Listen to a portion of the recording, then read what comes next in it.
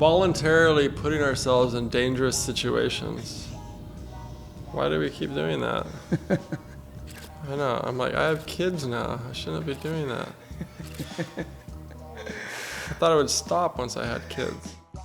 But, you know, we do it with knowledge, and we have a base of risk management that we can implement now.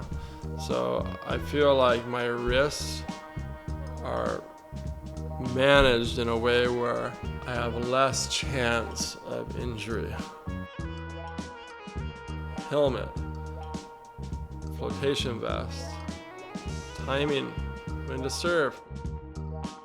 You know, so I can implement a few things that will mitigate the risk, but I haven't lost the desire to do those activities that are really make me feel alive.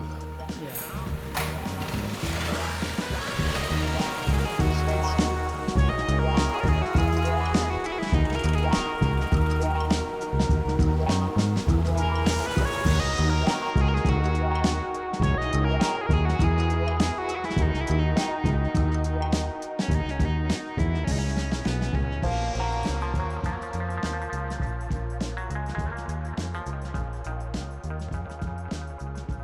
We all have friends that have passed away in the mountains or the ocean. Yeah, what do we take from that, right?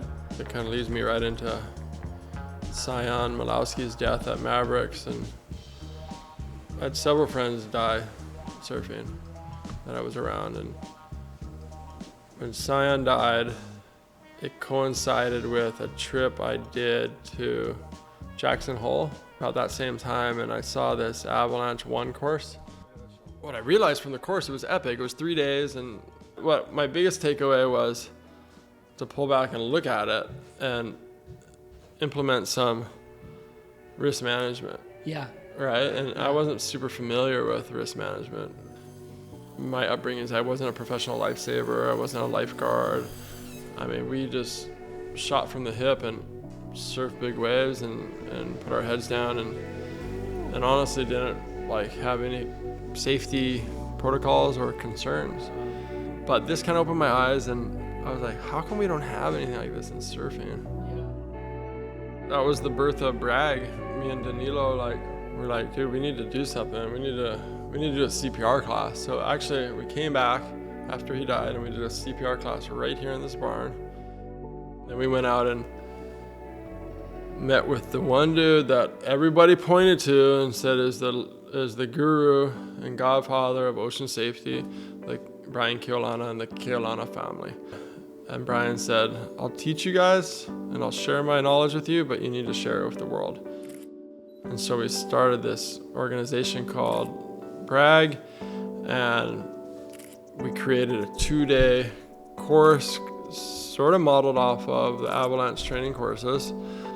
And we have trained thousands of people globally and saved countless lives.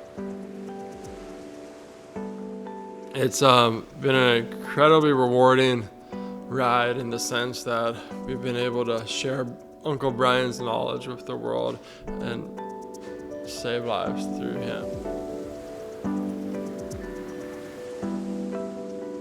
So I'm at this crux where I'm old enough to be a mentor kind of to some people. I feel like I can have enough to share, but I'm also still learning from people.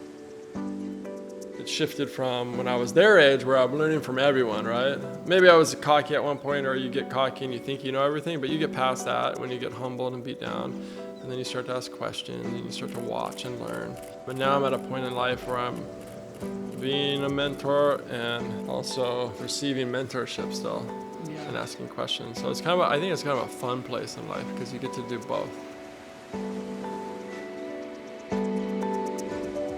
You know, it's funny, years ago, I asked Jerry Lopez why he started kiting, and he said, because I want to feel like a kook again. And I thought about that, and I'm like, yeah, I like feeling like a kook sometimes too. It's a good feeling. You feel young, and it makes you feel alive and makes you feel like a little kid. Yeah, that mindset keeps you young for sure. And in everything in life, like any industry, Yeah.